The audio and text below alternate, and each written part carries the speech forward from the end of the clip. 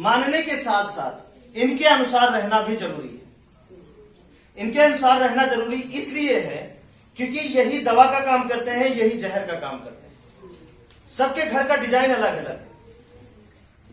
सबके घर का, किसी यहां दरवाजा, कहीं यहां दरवाजा, कहीं यहां दरवाजा, सबके घर का सेम दरवाजा किसी का नहीं है। सबके यहां पानी है, ऐसा किसी का घर नहीं है ना जिनके घर में 5 चीजें की जरूरत ना पड़ती। सबके घर में, सबके घर में, ठीक ना। तो जिनके घर में जिधर से पानी आता है, किसी घर में इधर से, किसी के घर में इधर से, किसी की इधर से, किसी की इधर से, किसी के घर में यहां रसोई है, किसी के यहां, किसी के यहां, किसी के यहां। तो इसी में दोनों रूप है।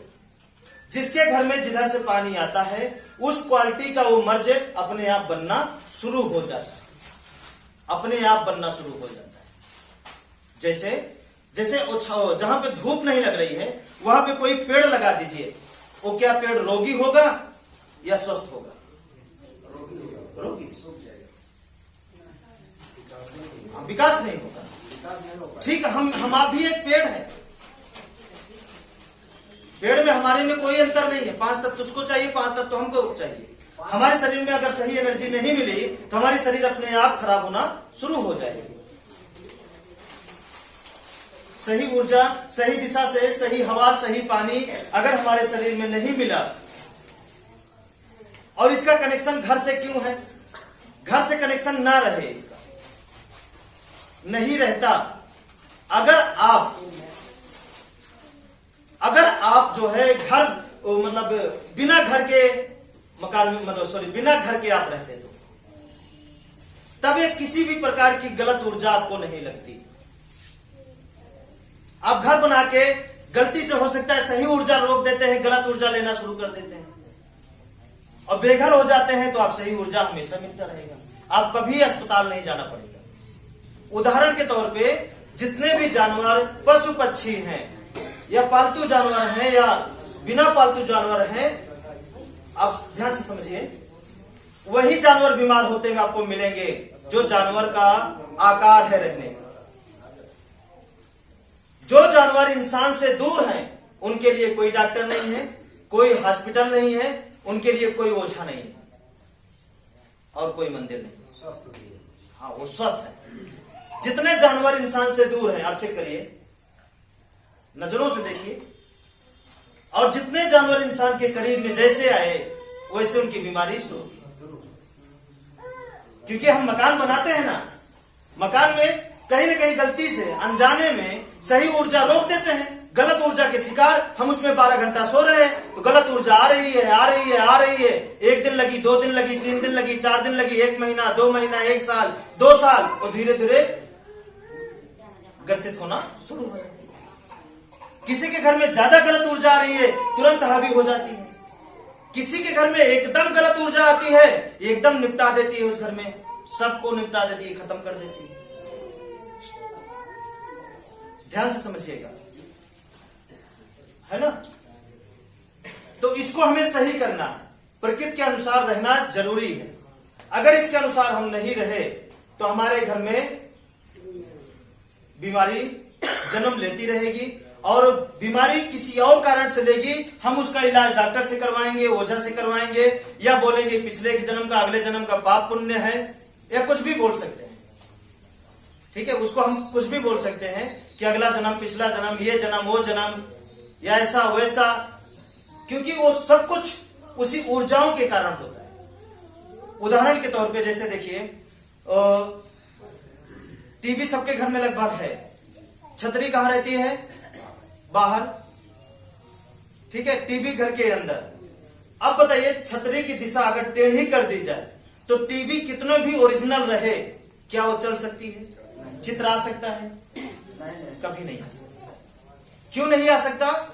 क्योंकि वहां के जो इंसान द्वारा जो भी उसकी ऊर्जा, उसका सेंटर जो बनाया गया है, उसके अगर विपरीत रहेगा तो आप कुछ भी कर लीजिए, उसमें चित्र नहीं आ सकता।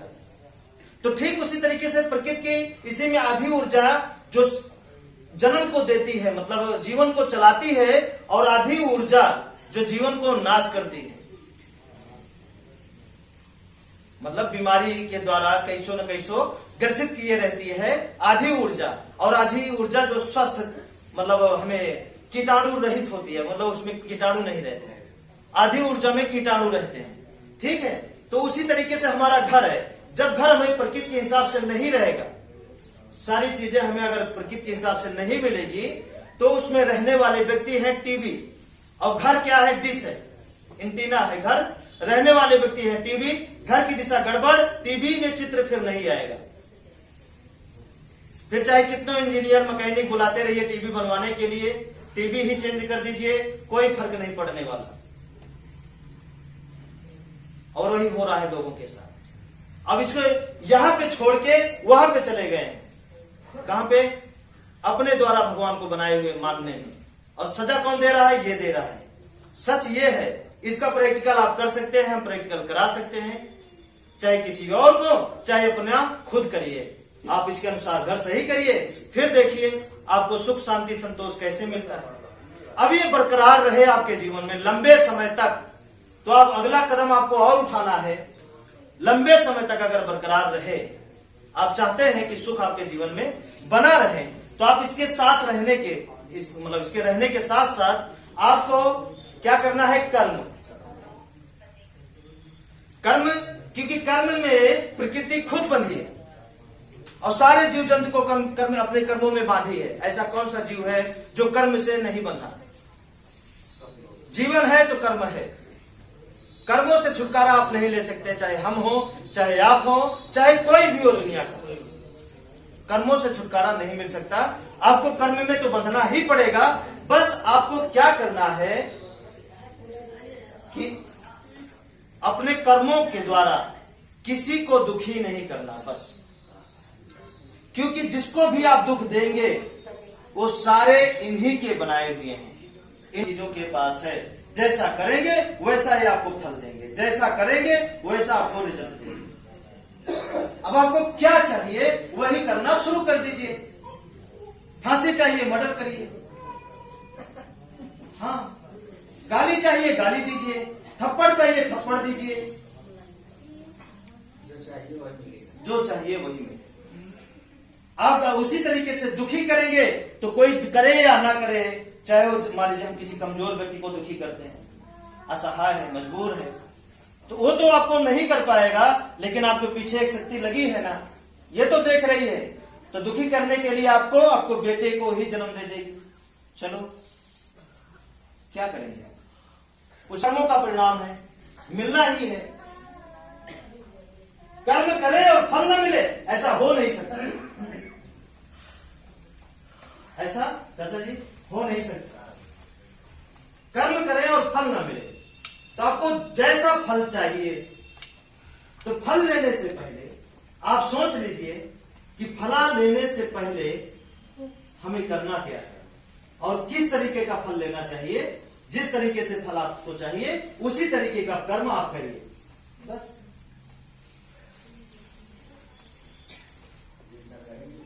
उतना मिले, कोई रोक नहीं। अब आपको किस तरीके का फल चाहिए बताइए। अच्छा अच्छा अच्छा, तो कर्म भी अच्छा अच्छा अच्छा। कैसा फल चाहिए? अच्छा फल चाहिए, अच्छा कर्म। हाँ, और हम तो ये कहते हैं कि छोड़िए, आप अपने कर्मों को इतना अच्छा बना दीजिए। अगर बनाना, बस ये बात अगर आपको समझ में आ जाए, तो ये बात आपके दिल और दिमाग में बैठ जाए कि कर्म ही अंतिम है, कर्म से बड़ा कुछ नहीं, कर्म ही अंतिम है, कर्म ही निर्णायक है आपके जीवन का। ठीक है, जिस दिन ये बात आपको समझ में आ गया, तो आप शायद आप फिर अपने जीवन में इतना अच्छा करेंगे, इतना अच्छा करेंगे, इतना अच्छा करेंगे कि कर्म का फल देने वाला या 5 शक्तियां मजबूर हो जाएंगी आपको फल देने से। आप नहीं देंगे तब भी देंगी। किसके द्वारा? चाहे इंसाने के द्वारा, किसी के द्वारा देंगी जरूर। और इस राह पे पैसे की गठरी बिल्कुल नहीं मिलेगी। इस उम्मीद में आप इस राह पे नहीं चलना कि हम रातों रात अमीर बन जाएंगे, रातों रात करोड़पति बन जाएंगे, रातों रात हम खुशहाल हो जाएंगे, रातों रात आपकी बीमारी गायब हो जाएगी। इस उम्मीद में आप इस राह पे नहीं चलेंगे। आपके कर्मों का लेखा जोखा, बोलते हैं ना ऊपर वाले के हाथों में क्या होता है, देर है अंधेर नहीं है, तो ऊपर वाला यही है, इनके हाथ, इनके तराजू में पसंगा नहीं है। आपके कर्मों के बराबर ही आपको फल मिलता है, इसमें पसंगा नहीं लगाते चलो यार कम मिल जाए या ज्यादा मिल जाए, ऐसी कोई बात नहीं, बराबर हिसाब आपको मिलेगा। आप समझ पाए या ना समझ पाए वो आपकी गलती है। और एक चीज और ध्यान दे लीजिए कि जिस दिन ये बात आपको समझ में आया कि कर्म ही अंतिम है, कर्म ही सब कुछ है, उस दिन आप अपने कर्म को इतना मजबूत बनाएंगे, इतना मजबूत बनाएंगे, इतना मजबूत कर देंगे कि दुनिया की पूरी ताकत या पूरी शक्तियां आपकी रक्षा करने के लिए आपका गुलाम बन जाएंगे। यकीन, गुलाम बन जाएंगे, आपके ना चाहते हुए भी वो आपका साथ कभी नहीं छोड़ेंगे। जिस दिन अपने कर्मों को एकदम मजबूत कर लेंगे, एकदम ब्रांड बना लेंगे, बोलिए क्या ठीक है? बना सकते हैं? देखिए, चाहे कर्म तो करना पड़ेगा, चाहे हंस के करिए, चाहे रो के करिए, चाहे यहां रहेंगे तो भी करना पड़ेगा, मंदिर जाएंगे तो भी करना पड़ेगा। कर्म से छुटकारा आपको नहीं मिलेगा। कर्म करके ही वहां चढ़ाते हैं। हाँ, कुछ भी ठीक है। तो कर्म से छुटकारा आपको नहीं मिलने वाला, तो कर्म को ही उच्च मान लीजिए। कर्म ही ब्रांड है, कर्म ही उच्च है, कर्म ही पूजा है ना? कर्म ही सर्वश्रेष्ठ है, कर्म ही जज है, कर्म ही प्रधान है। हाँ, कर्म ही प्रधान है, कर्म ही जज है। जज मतलब निर्णायक। आपका कर्म ही आपके जीवन को तय करता है कि आपको क्या करना है आपके साथ। कौन तय करता है? ना आपका माँ, ना बाप, ना भाई, ना भतीजा, ना रिश्तेदार, वो आपका कर्म ही तय करता है कि आपको क्या करना है और क्या बनना है। वो सब कहेंगे जो कर्म करें वही फल मिलेगा। हाँ, ठीक है। तो कर्म को इतना अच्छा बनाएंगे कि सारी शक्तियां मजबूर हो जाए आपकी रक्षा करने के लिए। कितने लोग बना सकते हैं? इतना अच्छा, इतना अच्छा। हाँ, बना सकते हैं, बिल्कुल बनाइए। हम तो कहते हैं ना, सीधी सी बात है, जब कर्म ही निर्णायक है, कर्म ही अंतिम है, कर्म ही अच्छा है, तो इतना मजबूत बना लीजिए, इतना मजबूत बना लीजिए कि, और इसको मजबूत कैसे बनाएंगे? आसान तरीका। हम तरीका आपको देने के लिए हमेशा तैयार रहते हैं, बस आप लेने के लिए तैयार हैं। आसान तरीका, अगर अच्छा कर्म करने का मौका ना मिले तो बुरा कर्म करने से अच्छा है आप सो जाइए, दरवाजा बंद करके कमरे के अंदर सो जाइए, पड़े रहिए, बुरे कर्मों से बच जाएंगे आप।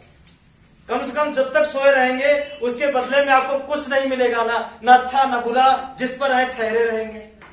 तो नहीं भरेगा दिमाग में, खाली रहेगा। जो आपके पास है वो कम से कम ठहरा तो रहेगा, न जाएगा, न प्लस होगा, न बढ़ेगा, बचे रहेंगे। तो अगर सही काम करने का मौका ना मिले, जैसे हमें मिला, अगर आपको ना मिले या सही काम करने का ज्ञान नहीं है, तो बुरे काम करने से अच्छा आप आराम कर लीजिए, 2 कौर कम खाइए, आराम कर लीजिए। हम वही करते हैं। फालतू घूमने से अच्छा हम सो जाते हैं, सारा दिन लेटे रहते हैं, वो मंजूर है। आप सब सुन नहीं रहे हैं, आप समझ लीजिए, बस थोड़ी देर और, ठीक है? शांत रहेंगे तो अच्छा लगेगा बताने में, ठीक है? ये बात समझ में आया? क्या चीज? बुरा करने से अच्छा आप आराम कर लीजिए, सो जाइए। दुनिया क्या बोलती है? आराम करने से अच्छा कुछ भी करते रहिए। हम इसके खिलाफ